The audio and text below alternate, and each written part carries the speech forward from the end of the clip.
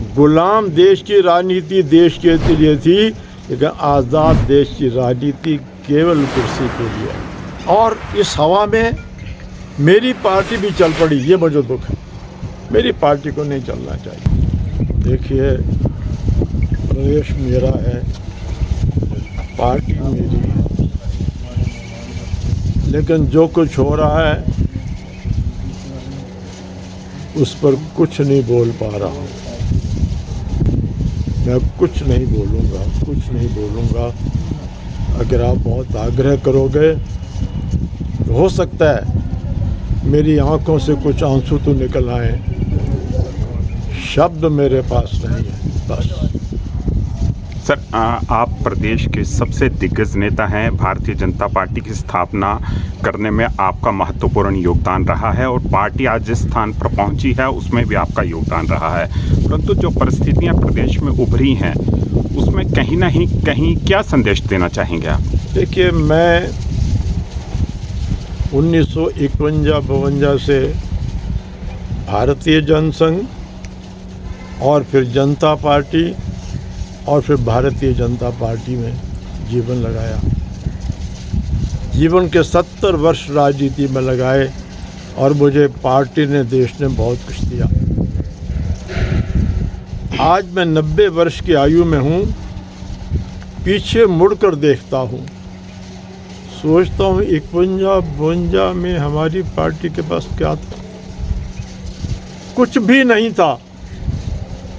Police की लाठियाँ, चुनाव लड़ते थे तो जमानत जब्त होती थी, खबर कहीं लगती नहीं थी। लेकिन उस वक्त मेरी पार्टी के पास 3 चीज़ें थी।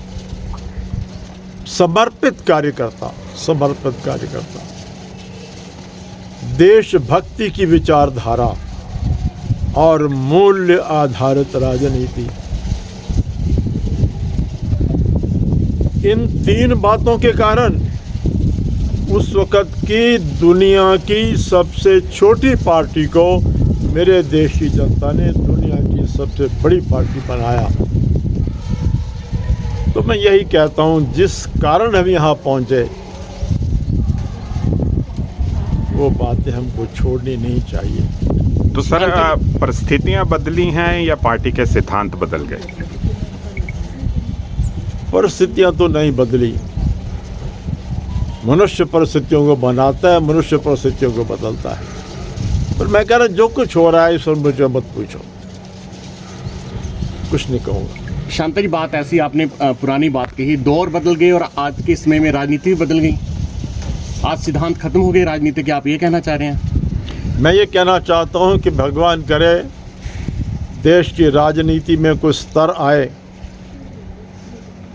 मैं हैरान होता हूँ, गुलाम देश की राजनीति देश के लिए थी, गुलाम देश की राजनीति देश के लिए थी, लेकिन आज़ाद देश की राजनीति केवल कुर्सी के लिए है, केवल कुर्सी के लिए, देश के लिए नहीं।